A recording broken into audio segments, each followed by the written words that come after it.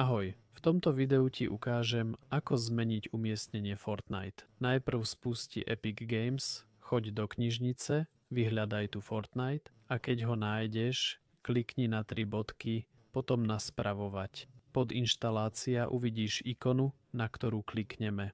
To nám ukáže, kde je nainštalovaný. Takže klikneme sem a tu mám nainštalovaný Fortnite. Potom sa vrátime o krok späť a tu vidíme Fortnite. Ďalej si vyber miesto, kam chceš Fortnite nainštalovať.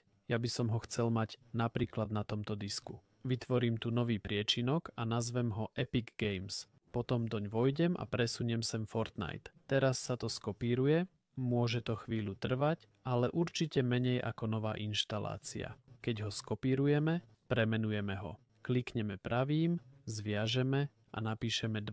Dôležité je, aby to už nebolo Fortnite. Zatvoríme toto, aj toto a v Epic Games odinštalujeme Fortnite. V knižnici klikneme na 3 bodky, spravovať, odinštalovať a znova odinštalovať. Zatvoríme Epic Games, otvoríme správcu úloh cez pravý klik dole. Klikneme na Epic Games Launcher a stlačíme Delete. Chceme úplne vypnúť Epic Games, aby nevznikli problémy. Reštartujeme Epic Games, otvoríme knižnicu a hľadáme Fortnite. Ak máš chybu, že sa Fortnite preinštaluje, klikni na 3 bodky, odinštaluj ho a potom klikni na inštalovať. Potom si vyber miesto. Klikni na prehľadávať a vyber, kam si predtým skopíroval Fortnite. V mojom prípade je to tu.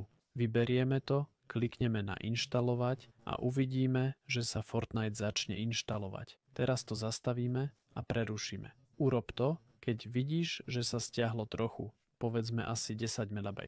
Ak je to viac, zruš sťahovanie, choď do priečinka, vymaž Fortnite a premenuj ho späť na Fortnite. Potom to môžeš zavrieť a kliknúť na pokračovať. Vidíme, že sa Fortnite teraz kontroluje. Teraz sa pozrie na súbory, zistí, čo chýba a zvyšok sa nainštaluje. Tak to bude fungovať. Kontrola chvíľu trvá, ale určite menej ako nová inštalácia. Ak máš SSD disk, tento proces by mal byť ešte rýchlejší. Ja mám bohužiaľ len HDD. Teraz vidíme, že sa inštaluje zvyšok. Z nejakého dôvodu ešte niečo chýba, ale vidíme, že to nie je 60 GB, skôr 4 GB.